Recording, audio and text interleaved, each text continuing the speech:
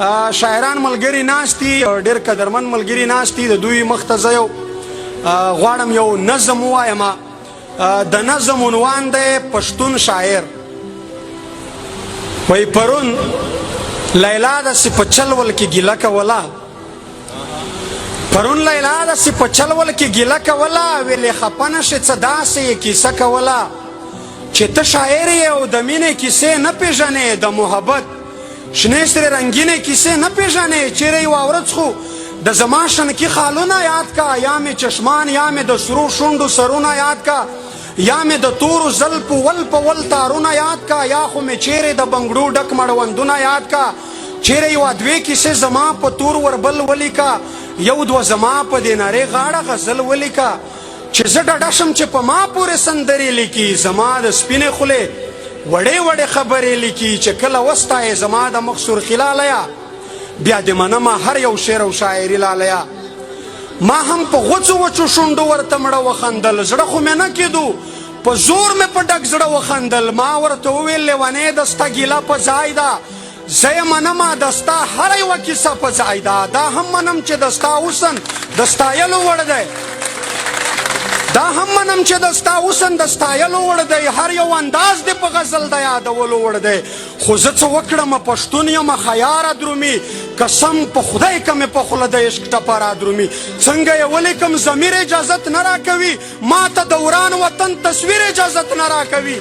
چې شنه خالونه لیکم شنه لوګي بارود را یاد شي، هغه د کلي په جومات د بمبار دود را یاد شي. چې سره لبان لیکم نو سرې وینې مې زړه ته راشي، د زلمي ورور تودې تودې وینې مې زړه ته راشي. هغه د پلار په مخ پرتې وینې مې زړه ته راشي، هغه د مور په سر چې تلې وینې مې زړه ته راشي. نه نه نو زه به څنګه ستا په مخ سرخي یادوم، په مخ پرتې خاورې د خوار یتیم بچي یادوم.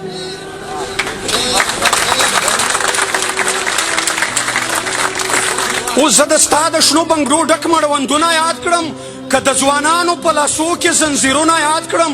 اوس ته خدای چې زه د ستا نخرې نازونه یاد کړم، که د کونډو بورو میندو فریادونه یاد کړم.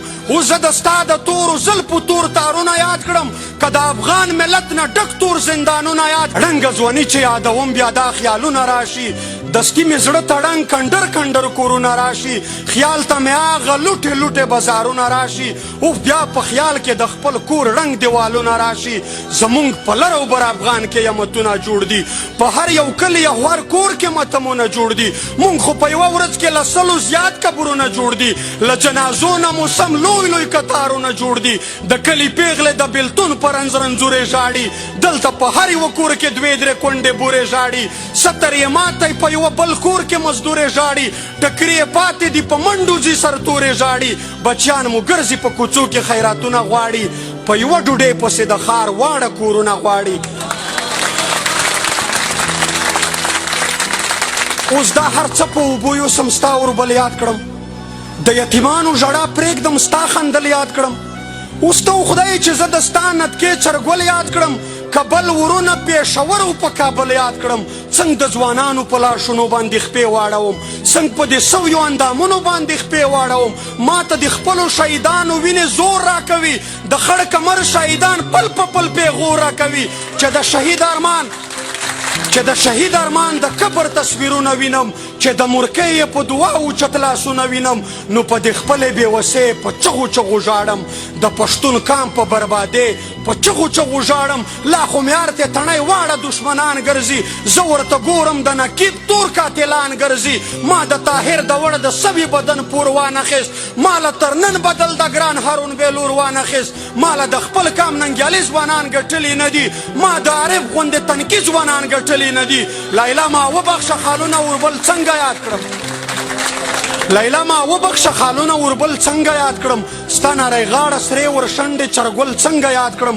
تر څو چې وانخلم د دغو شهیدانو بدل، د کونډو برو ځورېدلو یتیمانو بدل. تر څو چې ونه کړم تپوس د نړېدلي وطن، د باروتو په ور وړي ته وسوځېدلي وطن. زه مې چې بېرته خپل غیرت و ایمان ونه ګټم، تر څو چې هغه حلال شوي مشران ونه ګټم.